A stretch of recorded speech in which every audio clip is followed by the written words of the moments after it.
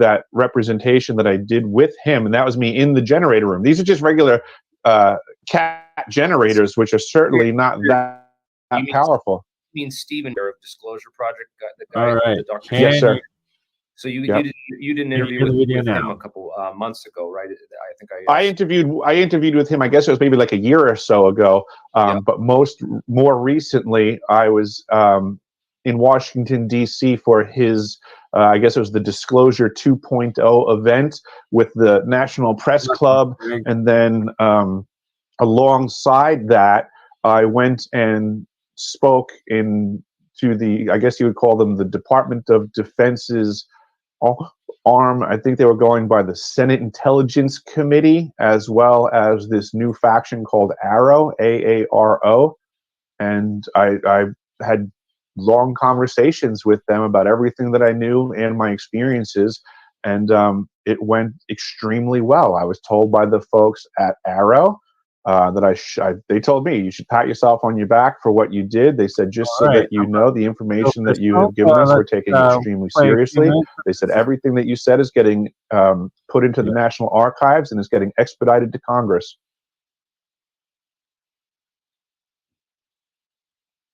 The science officer that they had, he and I had amazing conversations. The other people in the room, I have great respect for their efforts, but they didn't really understand a lot of what I was saying until the science officer interpreted it for them. But he understood everything that I was getting at, and was like a kid in the candy store when he was picking my brain with questions. There was a lot of stuff that they suspected was actually going on, but they didn't have any corroboration. So they were very happy that I was able to corroborate things for them. I went in there with documentation. I went in there with maps. I literally laid everything down on the conference room table in a SCIF, which is a secret compartmented information facility. This was some really high-end security. I mean, we got patted down. We got frisked. We got wanded. We went through it was like the opening scene of Get Smart with locked doors and things like that. One second you look like you're in a random, normal office building, and next thing you know, we're in probably one of the most top secret facilities I've ever seen. And I've been in quite a few. I would have previous experience in the submarine service and understanding these protocols, and this was off the wall.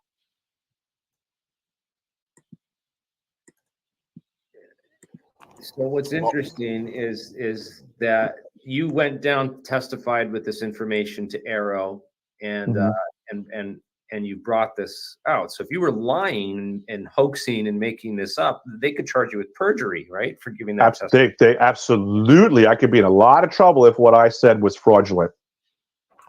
In fact, what you said, like Jeremy says there, not only would they charge you for perjury, they wouldn't even let you testify. You would be immediately locked up. I was just about to say, they probably wouldn't have let me out of that room. That was a gamble. I took a big risk going to Washington, D.C. They could have shot me in the head for all I knew. I had no idea how this was going to turn out. I was literally going to Washington, D.C. to testify against the government and its factions. And our prayers remain with you, vigilant forever, Eric, for your courage, bravery, and just straight up real manhood of, working a year at the South Pole, experiencing what you did. You also now work up in Alaska. You've gone as far up as 76 degree north, I believe it is too. I believe so. I've been as far north as Barrow, Alaska. Right. So you live in both extremes, and stepping up to the plate of exposing these international potential war crimes and hidden technology, suppressed technologies, and just potential evil shit, as well as off-world potential stuff, reality that's going on, and this technological break that has allowed it, and that filling us. What the goal of today is trying to fill the gap of the understanding of that technology, of this equipment you've experienced, you've worked on firsthand, and the technicalities of what Jeremy and Jeremiah here and Gerald know. Yeah, I wanted to ask some questions about how the DOMs are configured in terms of when they're transmitting. Are they sequentially fired? Do they try to individuate them in groups so that the signal clarity is a lot higher and they're not interfering with each other? I wouldn't know the answer to that question, but I would suggest that just what I know of phased array systems in general, all of the above is available to them. Because here's the thing about phase conjugation and a phased array. Obviously, the destruction that happened in Christchurch, New Zealand, was pretty incredible.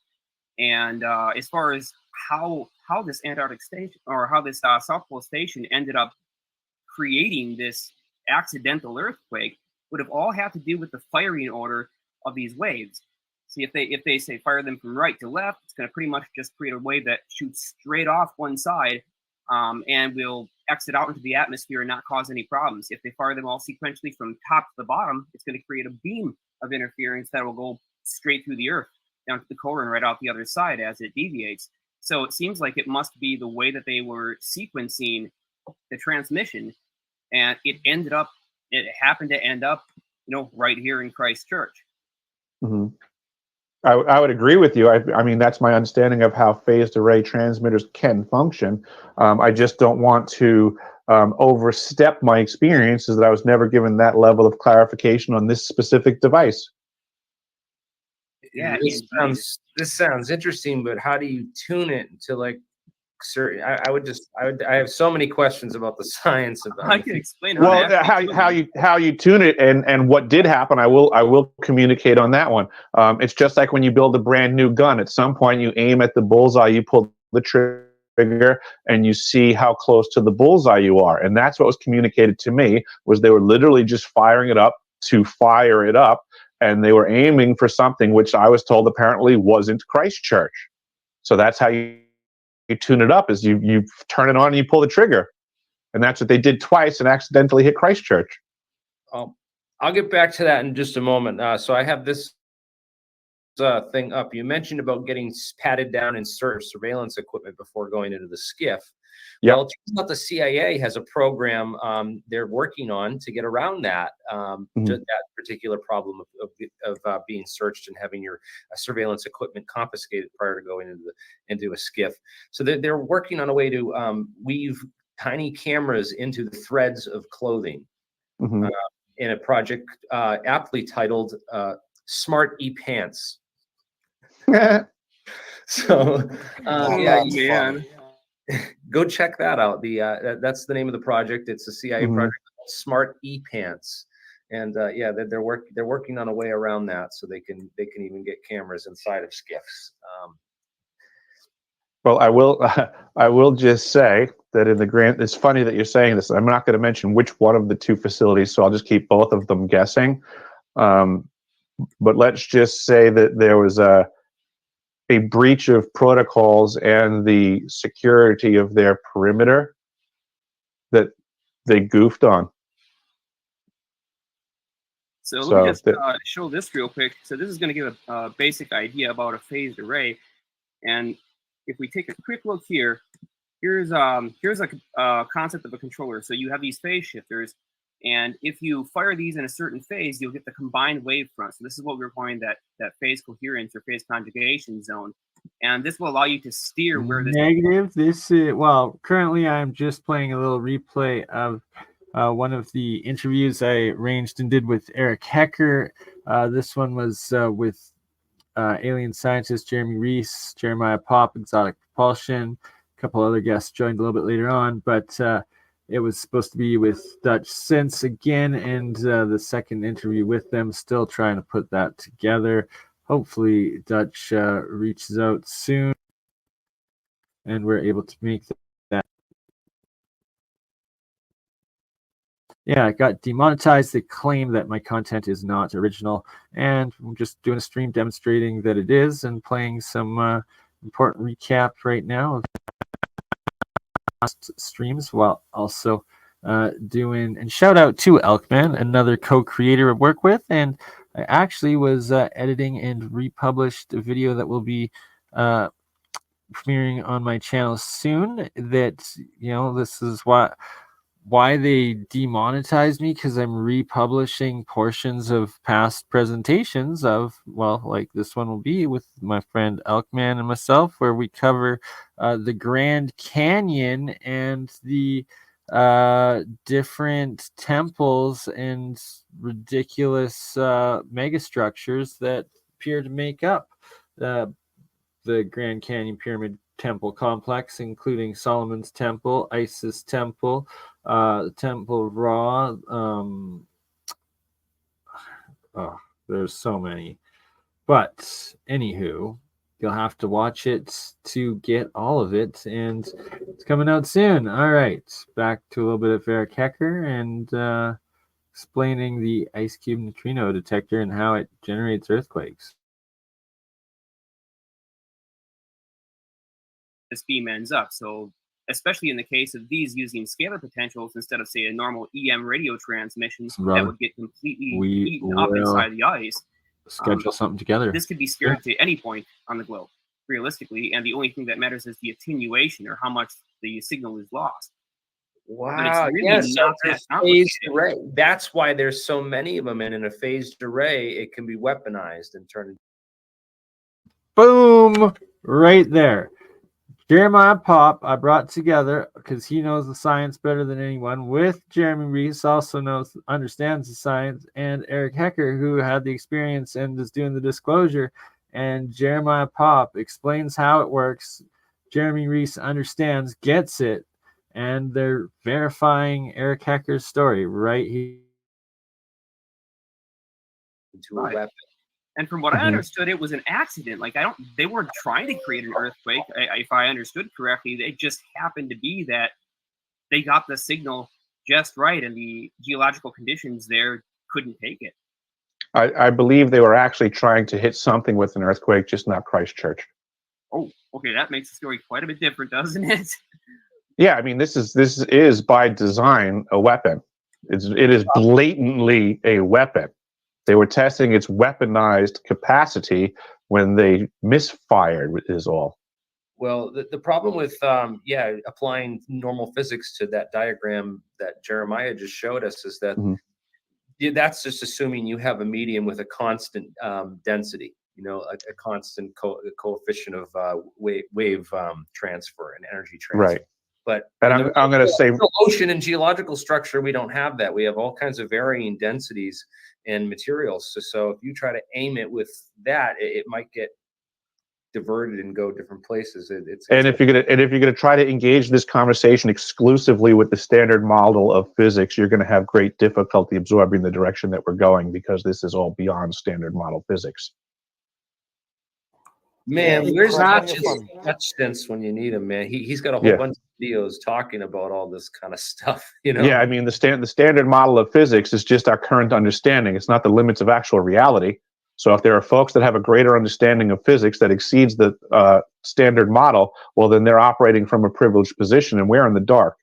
And that's what I'm trying to do here, is pull the veil back and let everybody know that there are factions that are operating outside the standard model of physics. They already know this stuff. Academia gets information disseminated to it at a snail's pace compared to the projects and the financiers that are paying for it.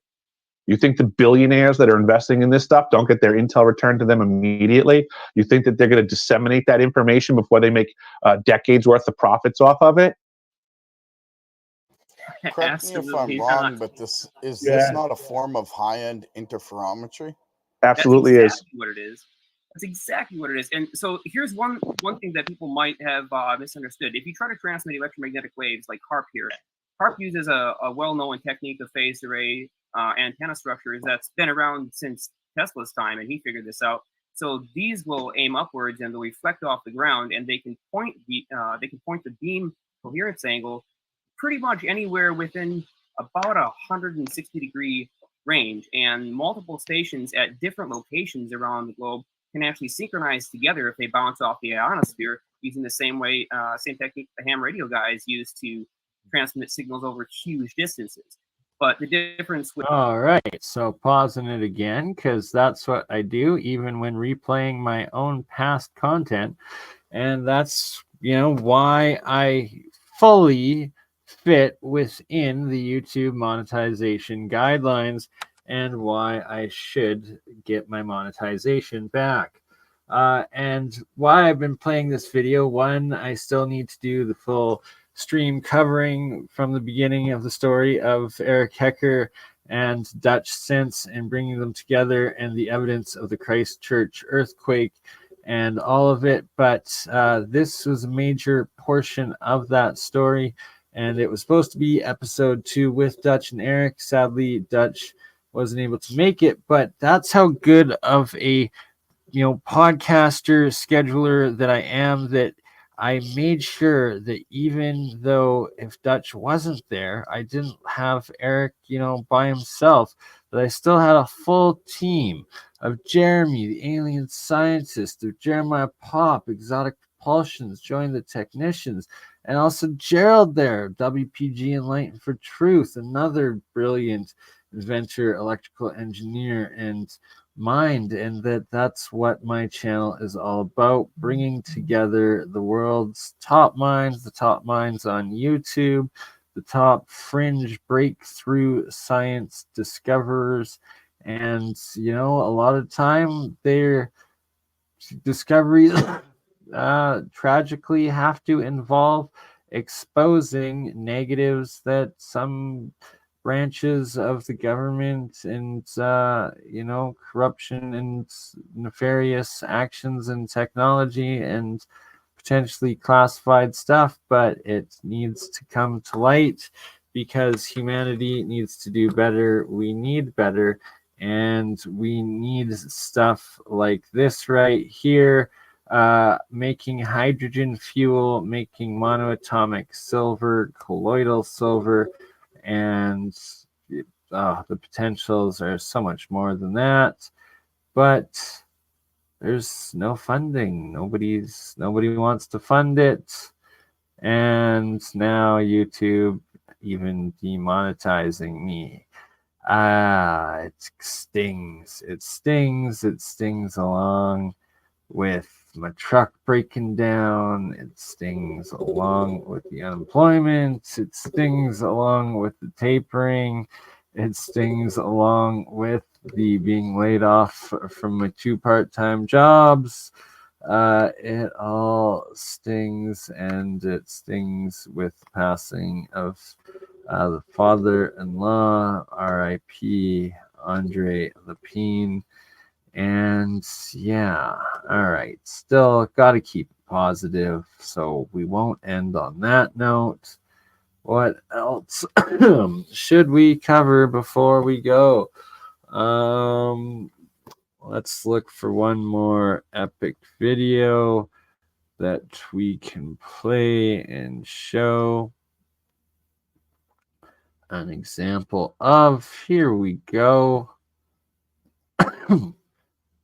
In keeping with the topic of the South Pole and Eric Hecker's disclosure and the work that I have done in bringing this information out. And here is an episode I brought Eric Hecker, myself, and Rex Bear at Leak Project together. Answers, they're just questions. Secretary of Defense passed away within the last year. Oh, nobody has any idea where the front line is. We'll start around.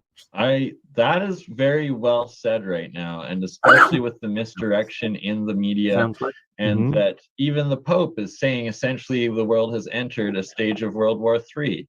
Yet they don't want you looking at it, and most likely the enemy is one from at home that is, misdirecting and misusing their power, the resources, and trying to incite further conflicts across this realm. I remember my question now. It was, who was your contractor down there? And that's right. A 2 parts, essentially, whereabouts, where were the base you were located, and did you see or hear any unusualness when it came to actual expeditions around the South Pole itself? Like, apparently there's a no-fly zone over the actual. And I have to say, stop and pause. Shout out to Ashton Forbes. Bless your soul, brother. Sent me $50 American on PayPal. That really helps. I thank you, as well as there was one more for 25, and I really need to do better at publicly thanking everybody who does donate. It is greatly appreciated, needed, helps, continues this work going. Peter Millstam, 25, thank you, sir. Brings it up to 95, which is almost 100, which helps a lot, as that is 1/6 more of, or less of, my overdue rent, which brings it closer to me being able to just detox or cover my costs and detox before having to get a job, instead of having to get a job before I detox and postponing it.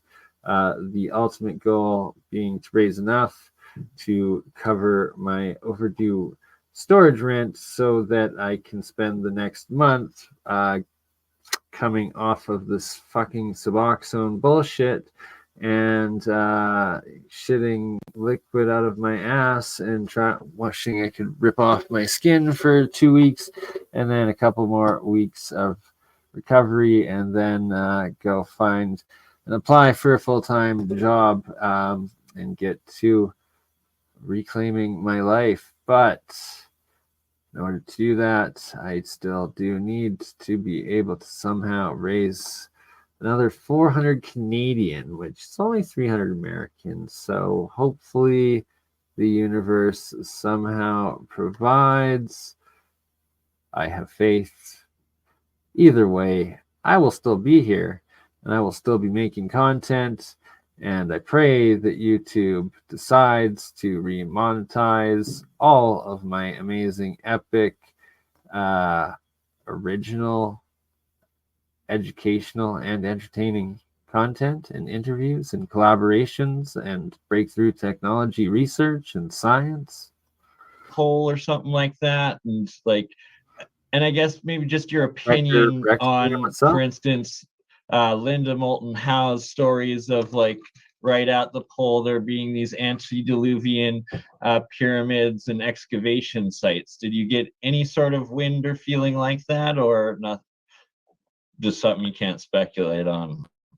I worked for Raytheon Polar Services, which was a subsidiary of Raytheon. They're now defunct since they no longer have the contract. Now Lockheed Martin has the contract. That was the first part. All right, pausing again because there was a suggestion for me to take a drink of water, which I definitely should, but I don't recommend anybody else try this at home unless you know what you're doing. You can poison yourself extremely quickly and die, and you do not want to do that. Do not do this at home. I am guinea pigging on myself, but I also have been doing so for many decades, and regular health checks with my doctor, including blood tests, making sure that I am not accumulating extra heavy metals in any way or toxins, and continue to drink my colloidal waters from the purple, silver, plasmid gold ormus that I make. But if it's blue, it will kill you. Diatomic, you will die. It's an oxide. But there, just the clear water. You never, ever consume this stuff. But there's legends of ancient demigods and high technology where they did, and it gave them superpowers and super long life. So maybe this is the key. I make it in purple. I also have it in the white, which is okay, which is what you want, not the blue. This will kill you. Also red state. That's a hydride. It will probably also poison you and kill you. Either way, you don't want to consume any of them, but I do experiments on plants with it, And Agricultural Alchemy is another series I've created and continue to do and hosts guests on. And we do real science with structured water, colloidal water, monoatomics, and more. And now let's get back to more of Eric Hecker's story. It's one hell of a disclosure.